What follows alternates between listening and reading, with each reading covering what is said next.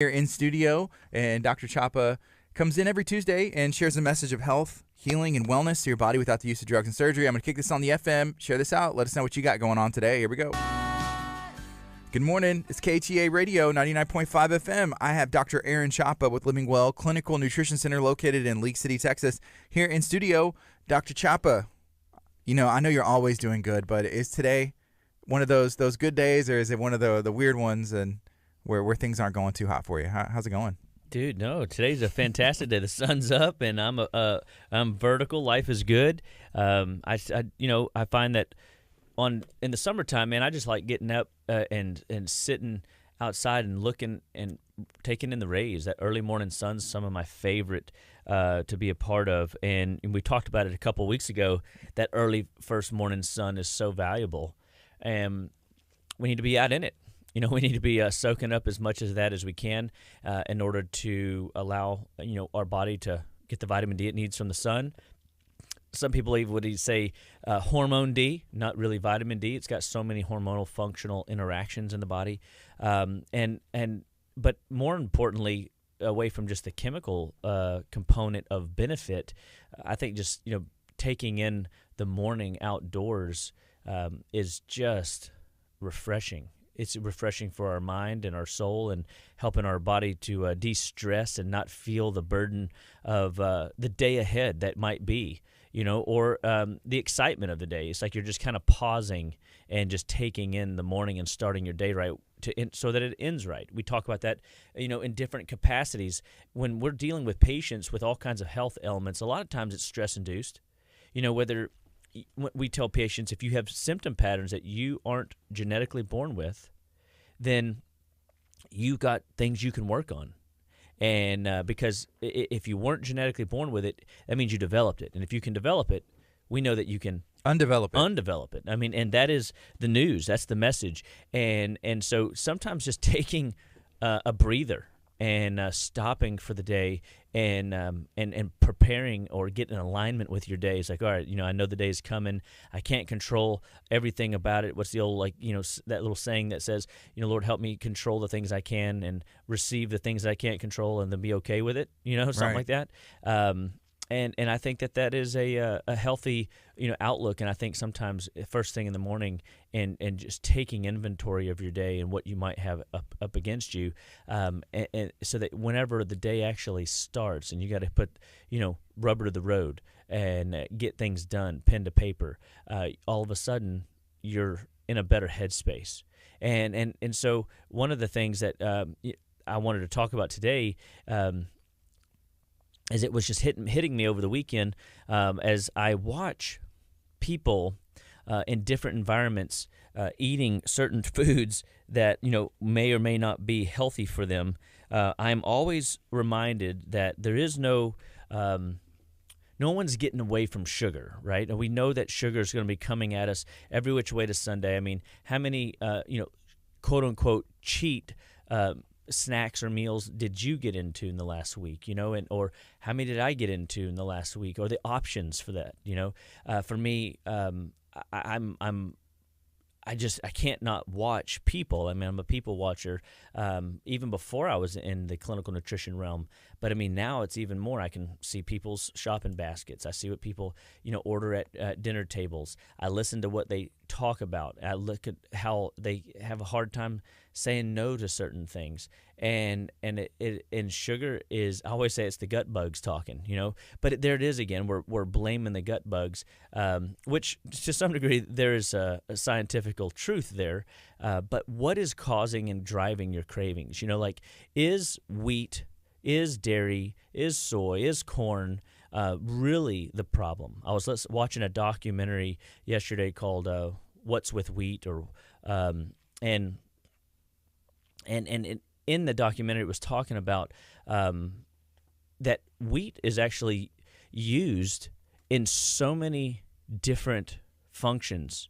They use it to make doors. Did you know that? I had no idea. Had no idea that. I mean, I'm like, wow. They basically say it's better than particle board. It has an expansion less than. Like if you spill water on particle board, it swells drastically.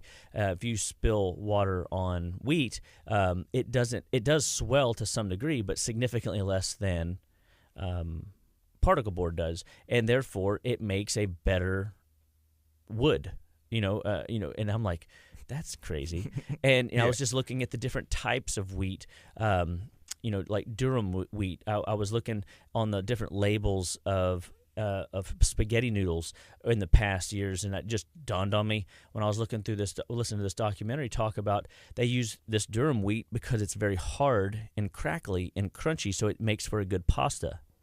But they use different types of ground red wheats or something for to make bread and things of that nature. Yeah, it's pretty crazy to see that a door is something that we eat. Like they use something to make a door, and then we also use it to nutrition. Consume it. Yeah. And there's just different components of the wheat. There's the the germ, where all the nutrients are, and then there's other layers that allow for those other uses to be present. And so when I watch people eat what I would call a number one food allergy in the country, a lot of people in the clinical nutrition realm will tell people that wheat is the devil, it's evil. We've got all these books on, wheat is bad and why all wheat is bad. And I think to some degree there is some truth to it. I mean, and I've seen it myself in clinic where I've taken people off of wheat and their bodies completely transform.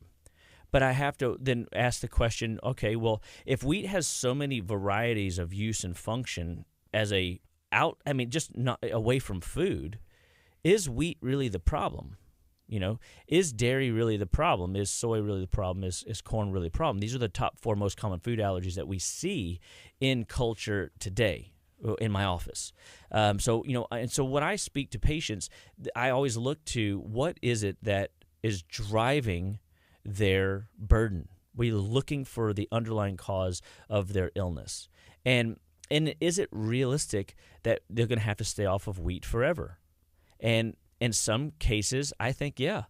I think some people's bodies are so dysfunctional whenever it comes to detox, the immune responses, due to some kind of onslaught. Something changed in their biochemistry, and it wasn't that they were born with a food allergy. They developed a food allergy due to some sort of chemical overload, some sort of metal exposure, some sort of mold toxicity, some sort of burden that their body was placed under, where all of a sudden it wasn't able to bounce back effectively because it's either still being burdened because that junk is still stuck in the body to some degree, and now the wheat is just is a catalyst to push the body past its working threshold, and symptoms arise.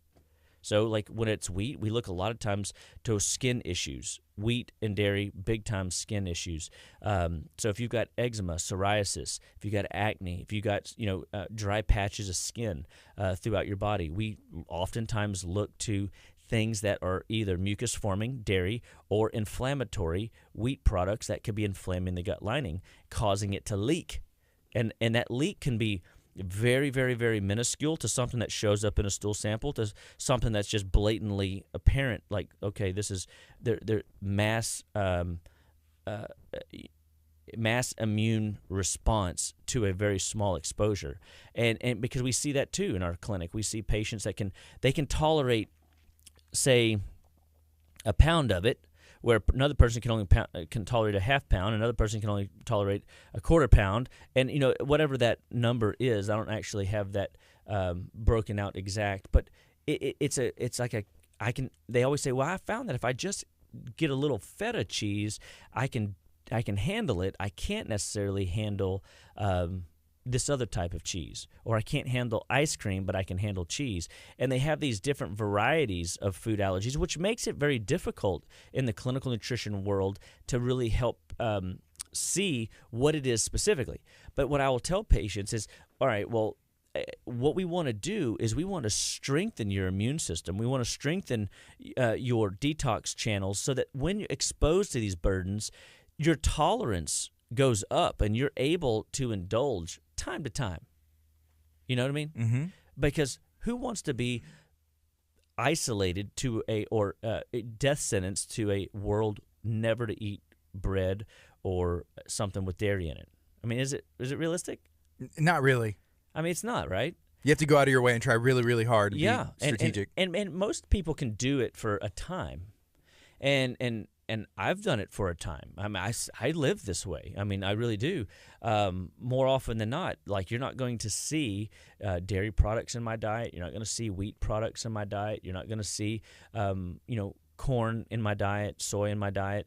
But man, that occasional want to go out and indulge in some edamame, eat some sushi. Oh yeah, who doesn't want to do that from time to time? You tell me that little bit of edamame is going to throw my soy balance out? Well, it shouldn't. But if my body's been exposed to mold, and I look back in my own history and I go, when I started really having digestive trouble is whenever I was exposed to mold and from a moldy ice machine in a building that I was working in. And it took me about 3 months to figure out that I was being, poisoned because it came on slowly. It's like your body can tolerate it right up until it can't, right? And that mold exposure potentially sets me up for a lifetime of digestive trouble. It doesn't mean I'm doomed to it. It doesn't mean I can't outperform it, but it definitely has created a space where there's certain things I can tell you with certainty that my body does not tolerate well. And there's certain things that I can seemingly get away with, and I'm not as affected health-wise, mentally, functionally-wise, creativity-wise, as I once was. So, is it the allergies in the air that are causing my problems, or is it the inflammation due in my body from an old infection that hasn't ever fully been cleared up? Because I think, as I've been studying immune system and digging into detox, like, we're talking like nano-sized particles of toxicity, but when what in the body, they are definite cogs in the wheel. They are definite, gunk in the trunk, so to speak, that is slowing down the way the body processes its environment, how it processes its intake from the external world. I mean, our digestive tract is the square footage of a tennis court. It is 26 feet long. It is this tube from your mouth to your hind end that allows your body to be exposed to the elements of the world around it externally to bring into the system to be used for nourishment, for development, for regeneration, for detoxification, for fuel, for recovery, for all kinds of different aspects of need. And so when we look at food allergies, and if you are somebody that has food allergies, I'm going to tell you that there is an underlying immune burden, there's an underlying chemical burden, and there's an underlying, when I say immune, I say infectious burden, that is driving your body to a point where it can't keep up with the detox effects of the day. Because detox is a very natural part of our daily activity. Your body is constantly taking compounds that it can't use, and it either stores it in fat cells, brain cells, or joint tissue, which is where you get the obesity. It's where you get the brain fog. It's where you get arthritis, because there's nothing rightous about it, so we should not even call it arthritis, right? And we know that the body is trying to get it out, but it will store it. If it can't get it out, its natural exit channels, then these foods now accumulate. These toxins accumulate. These inflammatory agents accumulate, and they become a cinder block of weight that you're toting around. I don't know if you've ever, just picked up 2 cinder blocks and carried them around your backyard, but not only do they hurt your hands, they're heavy, they're bulky, they bang into your legs. They very little can, graze across your skin and go right? And we that's how it is in your body at a nano level, like at the microscopic level. And And your body is going to be, well, I can't deal with that right now because that's too much of a burden. I'm just going to set that down, and I'm going to get back to it. Well, you get enough of that attitude in your body, and all of a sudden now you've got this accumulation of waste products laying around. It's like having, a dirty house. It's like having laundry piled up, dishes overflowing the sink, kids' rooms that are just like, the kids like squeeze the door closed as they come out because they don't want to even look at it. You know what I mean? Yeah. That doesn't happen at your house, does it? Oh, no. No, of course not. But when we look at the body, we always know that if you have environmental allergens as a complaint, if you've got symptoms of any type, headaches, heart disease, skin issues, digestive complaints, if you've got chronic infections that you're dealing with, sinus infections every time the season turns this color or gets this temperature, or when the next dust storm blows in, we know that the body should be able to handle those things. I've been teaching this forever, and some of these are like even reapplied to my own life, where I go, I know this. Like the body should be able to handle these things. I remember as a kid I could eat donuts and not have a problem. I was overweight, but I was okay. My body, I could eat it. I don't remember feeling bad, right? And nowadays, I like eating a donut's kind of like one of those. Like, I think I'm scared of it. You know what I mean? I'm like, what if it blows me up? Yeah. And not blow me up in a weight gain perspective, but blows me up in a, like, my brain doesn't work as well. My body doesn't perform as well. My go-go juice, it doesn't last as long. You know what I mean? Mm-hmm. And I find myself crashing now at 3 o'clock in the afternoon instead of at a reasonable bedtime. Well, that would not be something that I would call good health, right? So we constantly are teaching people to assess their body, but we also want people to recognize that they should be able to detox effectively. They should be having a strong immune system that can sidestep and course correct and out-strategize the bug that's attacking the body. But if it can't, and you do have to reduce these inflammatory burdens, wheat, dairy, corn, soy, peanuts, tomatoes, red meat, the top 8 most common food allergies. We start looking at. I guess I got to throw in the dreaded 8. Number 8 is chocolate, and nobody likes that one because chocolate is love it. It's delicious. It's delicious. Mm-hmm. And I always try to leave it off. As a matter of fact, I think it's actually number 6 on the list, but I just don't like putting it there because I even like chocolate. You know what I mean? Yeah, there was about 5 people that just tuned out probably at that point. They're like, I'm done. Come back. Turn off the radio. Don't do it. Oh man. But when we sit down and we look at your symptom patterns and we see that, well, number one, you've got an onslaught of symptom patterns, whether you've got like sleep issues, whether you are waking up or going through your day with hot flashes, whether your hormones are wrecked, whether your emotions are up and down on a roller coaster, we sit back and we go, okay, no worries. Where do we start? We start at the beginning. Let's just evaluate your diet and let's see, what are you eating daily and what can we do to help you see daily what you need to change in order to get a different result. Because sometimes it's as simple as, if we give your body just a break from these foods and then we repair the body should be able to bounce back and reevaluate itself, unless you've been toting around these toxins for years and years and years. It's going to take a little bit longer than a month. Yeah, that's reasonable, right?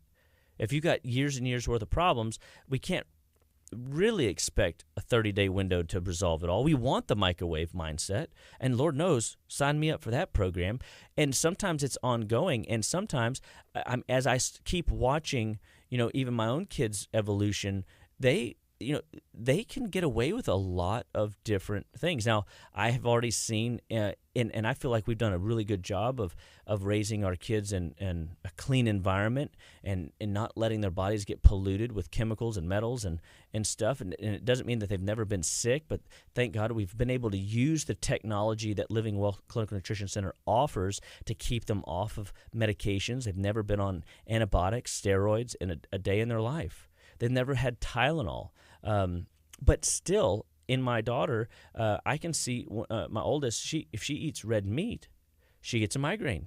She gets constipated. It is literally, a part of her body's makeup where she doesn't digest red meat well. But I've got another A blood in my family that, my son and my number 3 daughter, Lex, they can eat red meat, no problem. And it doesn't seem that to mess up their bowels. And the reason I know is because I ask these questions. I mean, and a lot of times we as parents just aren't knowledgeable to ask the right question, and because my scientist brain is very much that there are some proteins that are designed for our bodies and there's some proteins not designed for our bodies, and we've got to be okay that what if wheat is one of those proteins that your body just can't break down well, But is it really the wheat at its root? Because wheat in and of its nature has so many wonderful, valuable, uses in society that we don't even appreciate or know. And so I take a step back today and I go, it comes back down again to what we already know and what we've already talked about, that the detox pathways of the body have to be leveraged regularly. The digestive healing capacity of the body has to be stimulated regularly. The immune system needs to be built up and encouraged regularly. If you are living on a bread, rice, cereal, pasta, pastry diet and are heading towards that sugar-filled lump of dough lifestyle, guess what? It's going to catch up to you. Like, there is a point of too much. You can't just put in these nutrients and need these other nutrients and expect whatever it is you're eating that doesn't contain the nutrients that you need, if they're not available in that food source, to get. You're still going to be deficient. And over time, that's going to set your immune system and detox system up for failure. And that would be like, going into a class, showing up once and expecting to pass the final, never cracking a book, never studying in a study group, never, really, doing anything to learn the material. Your body cannot just make up what it needs if it doesn't have the resources to build it or manufacture it. And then there's some things that our body just can't manufacture, like vitamin C, for example. That is not something that saturates in the body. It circulates around in our bloodstream, and we get a lot of people walking around with modern-day scurvy. They get bleeding gums, nosebleeds, they get varicose veins, they have weak arteries, they bruise easily, and they go, oh, yeah, that by definition is the definition of scurvy. And it could be calcium, could be magnesium, it could be vitamin C. We got to be able to assess and listen to the body. And what we've become great at Living Well Clinical Nutrition Center, and what we talk about regularly, is listening to your story and listening to how does your body take in the nutrients that you are putting in. We assess those nutrients. Are you getting a robust palette of varieties so that your body can get all that it needs from all the different aspects that food should offer? The average American right now is consuming the same 10 to 11 meals over and over again. And if they're doing that, and those particular meals are the wrong meals, do you think that's going to be a good thing or a bad thing? That would be a bad thing if it's the wrong meals. Right. And then they live with symptoms. They have anxiety. They have high blood pressure. They have weight gain. They have bad sleep patterns.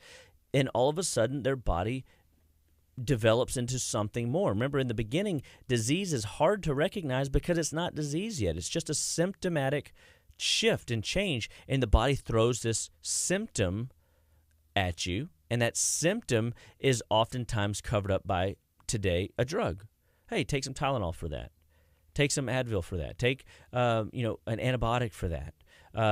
Too often, steroids are being thrown at people. Antibiotics are being thrown at people, and they're overused.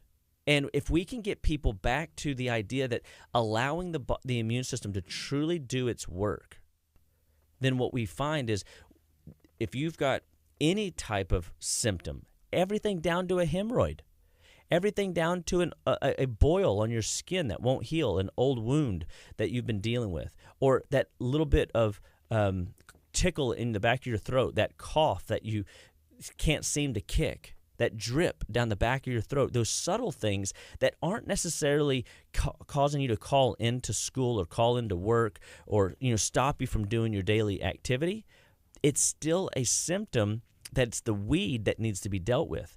Because over time, that symptom will develop into something more and develop into something more and develop into something more. And now you've got a full-blown upper respiratory tract infection, and you're constantly getting the flu every time the season, the winds change, or every year. And you're like, well, I guess this is just normal because that's what people tell me, and this is the pattern I keep going down. And I'm going to tell you, if you're getting the flu every year, if you get allergies every year, if you have certain patterns of change that occurred when the winds change, the seasons change, that is not normal for you. There is something subtle enough that your body cannot handle. Your detox channels can't detox. Your immune burden, your immune system cannot manage the burden that it's carrying. And so at Living Well Clinical Nutrition Center, we will build a what we call a sequential immune upregulation protocol where we can drive your body to stimulate white blood cells from the bone marrow. We can stimulate natural killer cells and T cells from the thymus. We can get the immune system to upregulate, turn on, make better, be more productive, more active, so that it's constantly seeking and destroying those little bugs, a.k.a. those weeds that are going to turn into disease one day. Right? Yes. Hey, here's a comment that I want to read from Alyssa. She said, being pregnant, I've had some inflammation, so I started experimenting. I'm being more strict with avoiding dairy and wheat. Still had swollen hands and feet, but less nausea and anxiety. The Lord has been highlighting something I haven't thought about in my journey to wellness. She said PUFAs, or polyunsaturated fatty acids. Also being careful with what salt is being used on my food. Once I remove those from my diet, I'm almost all the way back to normal. That's a pretty cool testimony. Yeah. I mean, and is it as simple as the type of salt that's in the spices that is in your cupboard? I think it can be, right? It sure as heck can be. Yeah. I mean, because table salt today is bleached, chlorinated. It's just, we put too many chemicals with it. So you're telling me that little bit of chemical, Dr. Chapa, can hurt me? Well, I mean, yes, actually, I am. Because what happens is the salts begin to deplete your body of micronutrients. They're not loaded with what God intended to be in a sea salt. A sun-dried salt. We use one from Australia and from Hawaii. It's a blend, and it's a pink salt that has 86 plus trace elements and trace minerals in it. I have found just through looking at simple blood work that when I look at people's complete metabolic panel, their CMP, I will look and I can see their sodium, potassium, magnesium, phosphorus ratios, and I can determine very quickly if they're getting enough salt. But for sure, Gardy, that they're eating enough salt, right? Oh, yeah. I mean, salt on every out-to-eat food you go to. I mean, it's in every spice in their cupboard. I mean, that's what makes spices so fun. But really, it's not. I mean, the salt is necessary if it's the right salt, but really you can deplete your body, hurt your body. Your body will go through aggressive measure in order to get rid of the garbage white table salt that people are consuming on the regular at their restaurant, at their house. And we've got to wake people up to something as simple as taking out the salts that are poisoning the body and building the body up with salts that are useful to the body. And we can get people the salt ratios to come in where the cells now are really nice, plump grapes, and they begin to communicate well with each other. And then when we put in our minerals, just a simple multi-mineral It won't even have zinc in it, but then all of a sudden we start seeing the zinc test improve, and they start getting their zinc levels up, which we know zinc has over 300 different functions in the body. And when zinc has over 300 functions in the body, skin, hair, nails, immune system, digestion, and more, thyroid, on down the line, it's involved in everything to some degree, but 300 different little bitty processes that is required by zinc to run. And we don't put zinc in, I find zinc will naturally start coming up pretty easily in the body just from getting people back on good green veggies and, healthy proteins. And because we have that cell vibrating energetically at a healthy level because the salt ratio is right and the body is moving water in the cell and out of the cell very effectively. And now you've got cells that are communicating with neighboring cells, and it's like a team. Synergistically, they begin to work. And then when we come alongside you, and we do what's called a sequential immune upregulation protocol, whether it's bacterial, strep staph, whether it's viral, many different types, whether it's parasitic, whether it's yeast, fungal, molds, we can get the body to start cleaning house, and we're very strategic. So when I used to mow grass growing up, I would tell people it's going to take me 4 to 6 cuts before I get your yard back in shape. I mean, because your yard looks like crap. You know what I mean? Yeah. And sorry for the vulgarity, but but the reality is it's going to take a little time to get that yard back in shape order. We've got to make sure that the edging has time to come back on. The weed eating has time. The grass has time to handle all the things that we've done to it. And your body's the same way. It's like we're constantly grooming aspects of tissue. Your nervous system, your upper respiratory tract system. That's everything from your ears, your nose, your throat, your eyes, your lungs, the back of your throat. All those key critical points in order to make sure that your body's not harboring little bugs close to your neurological capacitor, your brain. I mean, north to south is how one doctor said it. We always work from north to south, and I think there's some truth to that. I don't know if that's exactly how I practice. I've gotten away from mantras exactly like that. I like mantras like that because those are methodologies that we can take. But you might need a north to south approach, but this person might need a gut outward approach. This other person might need a lymphatic approach where we start in different areas of the body. But one thing we know for certain is when we have detox problems, immune problems, and we're stressed out and our diet's terrible, we start with basic things. Because if you're so overwhelmed with your health right now, me changing too many things too fast might be just another stressor that you can't manage and keep up with. I had this one gal that was dealing with psychological challenges and was on 8 different types of psychological drugs. She was depressed. She was anxious. She was frustrated. She was suicidal. I mean, it was really ugly. And the only thing we could do was to put her on a intermittent fast type diet where she ate like 1-2 times a day, and she would have one shake a day, or Inflammafor shake, and that's about all I could get her to do.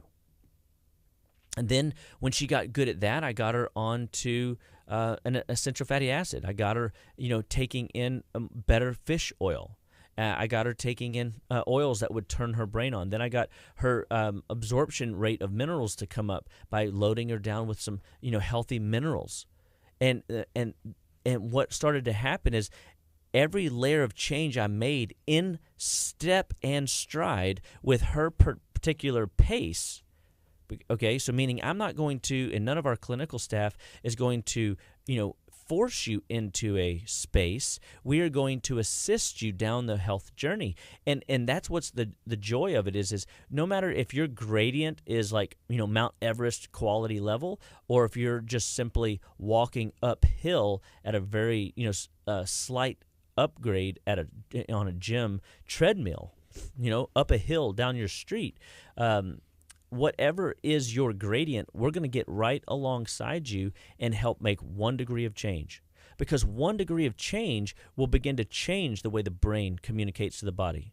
It'll make sure that the liver and detox pathways are working in good order. It's going to maximize your chances to have a healthy, strong immune system when exposed to plagues and challenges of the day.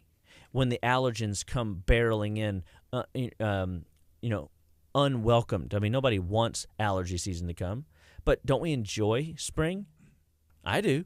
It's one of my favorite times of year. It's cooler outside. It's just seemingly a little breezier. It's just, I don't know, there's something clean in the air, so to speak, but yet so many people suffer with allergens. It ain't clean, Dr. Chapa. No, it is clean. Your body's just not immunologically and detoxification-wise able to handle it. And is it the wheat?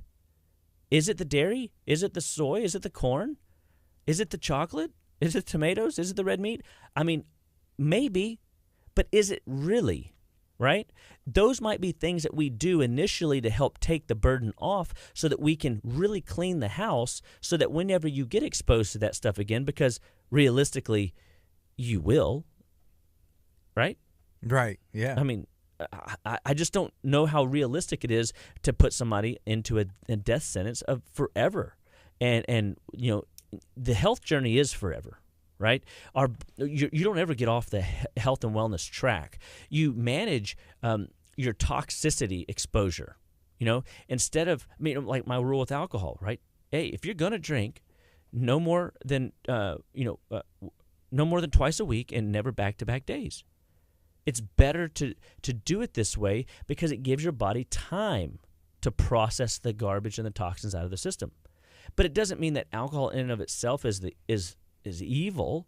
I mean, it can be in excess. It can be whenever it's uncontrolled, and it does, cause problems in your body, and it's a toxin for sure. But if you have a healthy detox pathway, and one of my personal, rules with alcohol is and I've lived this way my whole, clinical career, I would never, ever, ever allow alcohol to be a de-stressor. I have too many other wonderful tools that aren't going to poison me in the unwinding process. And what do we know? I love adaptogen, Mintran, Neviton, right? I mean, it always fascinates me that sugar and alcohol are not in the top 8 most common food allergies. Wouldn't you think they'd be there? I think so. But they're not. Why? Because they're not actually considered food, I would assume, right? They're chemicals, right?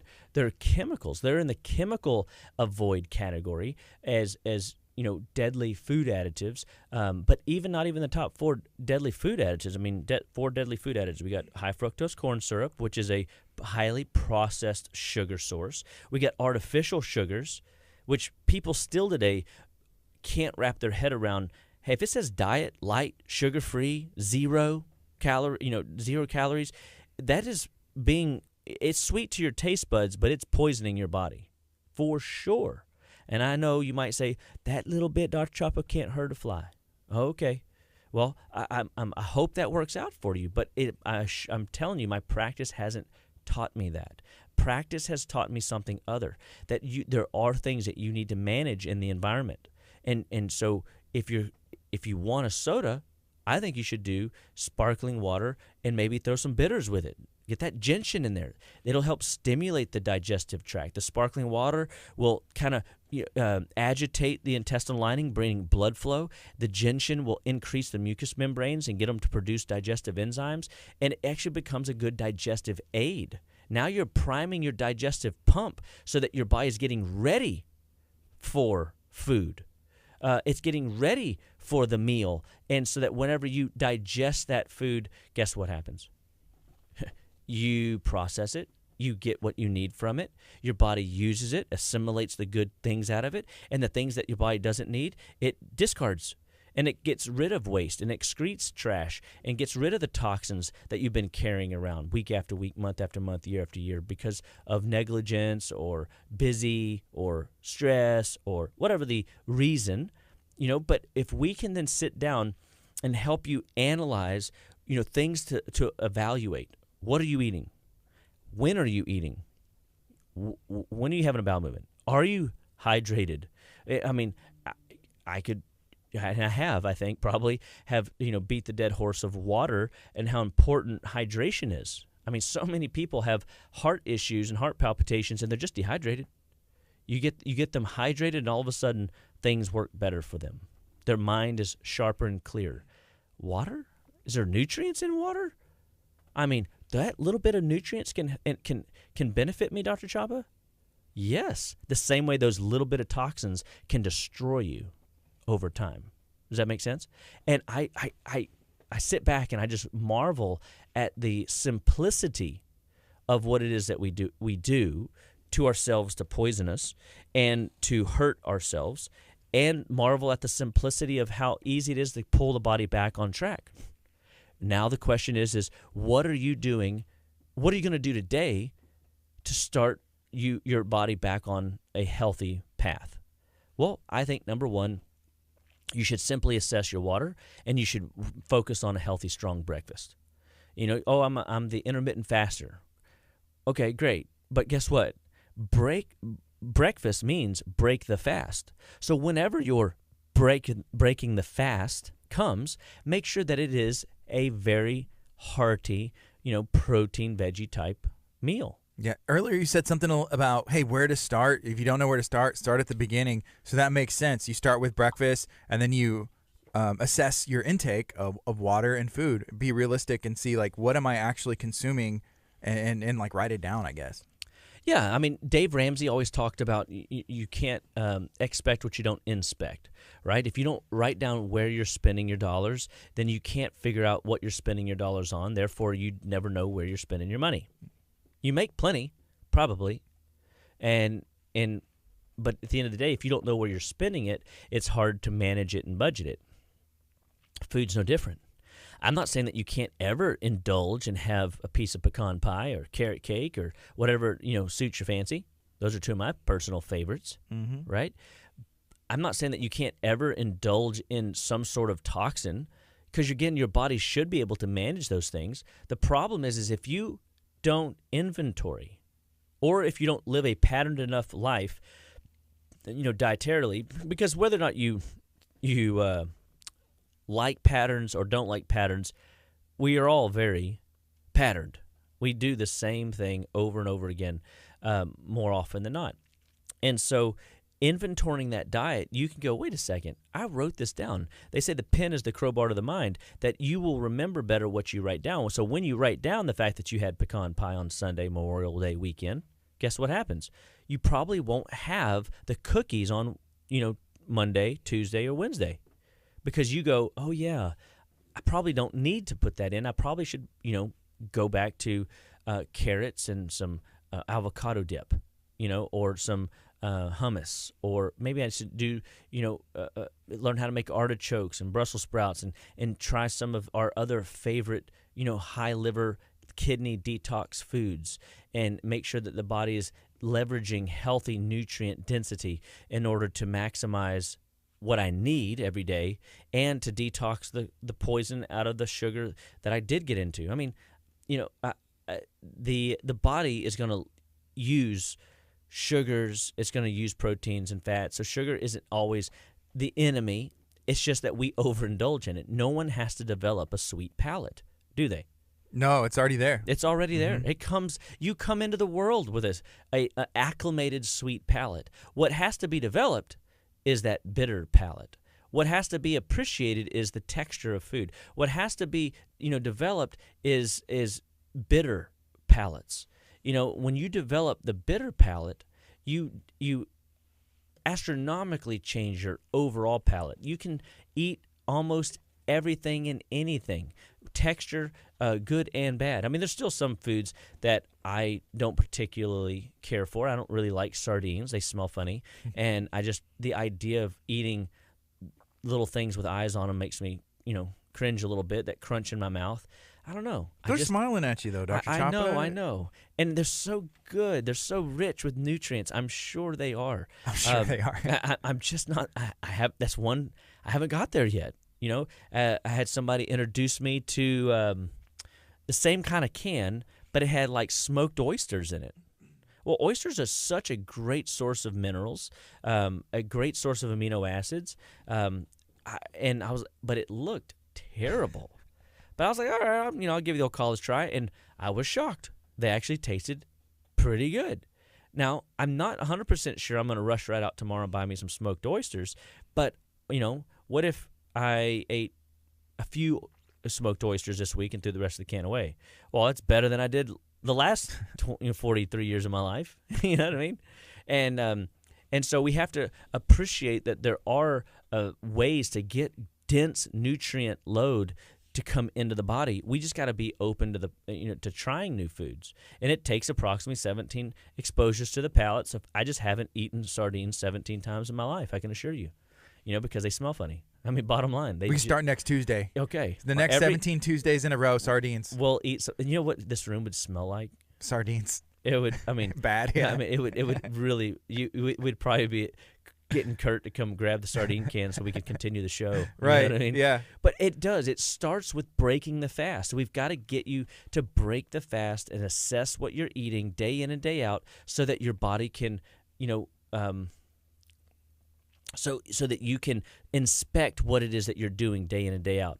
We will come alongside you at Living Well Clinical Nutrition Center and give you tools to drive processes in the body that we come together with you to show you where your body is breaking down. And where your body is breaking down is where we want to serve you best. We're going to come alongside and help your body perform better by nutrient replenishment, by healthier detoxification, by having a stronger, more vibrant immune system. And when we constantly do those things, our body is going to be able to outperform your wheat allergy, your dairy allergy, your corn allergy, your soy allergy. Now, it's not always a guarantee that you're going to, because what if, again, you've had this ailment for your entire life? Just say you're simply 20 years old. So you've been on the planet 20 years, and of the 20 years that you can remember, let's say from 5 years old on up to 20, so 15 years, you've been sick as a dog. You've been on, 5 rounds of antibiotics in your life. You've been on 4 different types of steroids in your life in that 15-year window. You've used different over-the-counters from time to time, maybe some other stronger medications to control things. And guess what? All of a sudden now, the body we put it into a process, and the body now starts cleaning the system. That cleansing might be an outward expression of discomfort, like meaning your rash might get worse. Your eczema might get a little worse as you're pushing the body. So we push the body, and then we stop pushing the body, give it a break, and let the waters recede. We push the body, and then we stop and push the brakes so that the body has time to catch up on the detox process. Because what I'm finding with patients, the longer I've been in practice, the more complicated the cases come in. I find that people come to see us, and they're not simple, right? They've dealt with issues for 15 plus years, and for every 5 years a person's sick, it could very well take 1 full year to fully maximally recover if you stick with it to the best of your ability. You don't have to be perfect at it. You just got to be more diligent and more focused in that 3-year window to turn the ship around and pull yourself out of that boat. Now, 3 years seems like a long time. That doesn't mean it's going to take 3 years for you to feel better. You're going to have waves of where you feel on top of the world, you feel like things are going and working like they're supposed to, and then you're going to find there's some time where there's the dip. Yeah, and we've talked about this before where you start to feel good, and it's like, oh, I can start to introduce this stuff again, and your body's not really done. You haven't arrived, right? That's right. Mm-hmm. And that is the frustrating thing about wellness, right? That's the frustrating thing about the game, is that there is some level of time in the saddle where, I mean, you heard Molly talk a couple weeks ago. Whenever she first got into our office, I thought she would be the easiest, young person to adjust, and she wasn't. Her body was inflamed, and it took a good long while to get her body to where it moves like it does today. And I know that that is a structural inflammatory response. But what if it's a cardiovascular inflammatory response? What if it's a neurological, brain, Alzheimer's, Parkinson's, dementia? What if it's that type of neurological inflammatory response? Like, it sometimes takes time to unravel the weave for which we have woven in our life. You know, the old, you made that bed, you're going to sleep in it stuff, right? So I find that too often I've got to help people slow down and appreciate the journey and find what they're willing to do, because not everybody's willing to do what I'm willing to do, and that's okay. You know, I got meals prepped in the car. I got my water jug at hand. I got my supplements, you know, in my cooler. And guess what? I'm ready for my day, because I don't know when I'll make it to a place to eat, my next meal. So I just bring my stuff with me. I have found for my lifestyle and my level of desire to perform, I have to do certain things to make sure that I'm maximizing my recovery. I'm maximizing what I'm burning off and repleting, and it's worth it to me. You know, some people don't find it, you know, to be that extreme. That's okay. I haven't always been here, right? I used to, I did keto for the longest of time, and I would eat one meal a day. I'd do my little, I'd do my Dandy Blend, my Greens 8000, and my MCT oil in the morning, and I wouldn't eat until 1 o'clock. But over time, that was a benefit. There was good that it gave my body time to de-inflame and process. But then my body shifted and said, "Hey, I need you to start eating again. Like we got some other things to work on, but these other things are going to require fuel. I need to ramp the engines up and get everything firing better." So, is food really your problem, or is the environment really your problem, or is it really your detox channels, your detox pathways? Detoxification is the most important thing you could be doing in the 21st century. I've said this: if you're not detoxing in the 21st century, what? You're missing the boat. You're missing a huge piece of your healthcare plan, right? When we look at the immune system, if you've never gone through a sequential immune upregulation protocol, if you've never let us take you down that 90-day, 120-day journey, man, you don't know what is lurking in the shadows of your lymphatics and your deep, dark tissues that are holding on to these burdens. And your body doesn't want to hold on to them either. It's got too many other more prioritized issues that it needs to deal with, right? I mean, sooner or later, theoretically, it would get to it if your body had the tools to manage all those other priorities. There's always something that your body's is very good at prioritizing and then fixing stuff. But what if it runs out of nutrients to do this particular job, and then it has to shift gears and go do something else? I mean, the body is actively working. And I think if we just don't take the time to slow down and stop and say, you know what? That's cool. The body is working as hard for me as I am for my job or for my family or for my whatever, right? Like, your output is dependent on your body's internal output, and that internal output is determinant upon how well detox is happening, how strong your immune system is, how healthy you're eating, what water you are consuming, and what quantities, all the way down to calculating when are you having a bowel movement every day.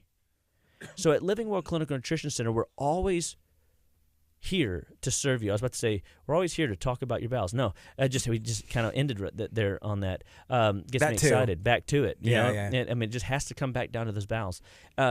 Is we're always looking for ways to help you take one more step towards a better version of yourself. We want to teach you how to live better, be better, and stay better each and every day, one bite at a time. We believe that all life starts and stops at the cellular level, and nutrition is the fundamental backbone, and we can teach this to you.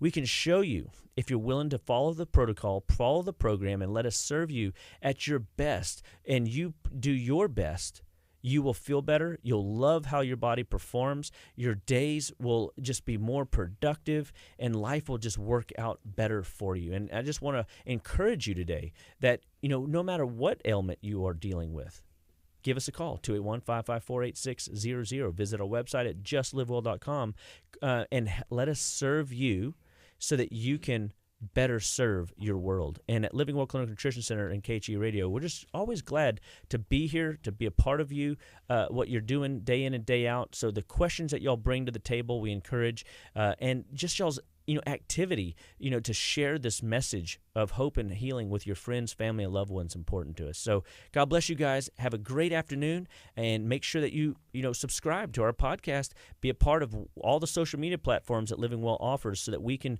make sure that we are getting you the best information available in your hands each and every day. God bless you. This is KHEA Radio, 99.5 FM.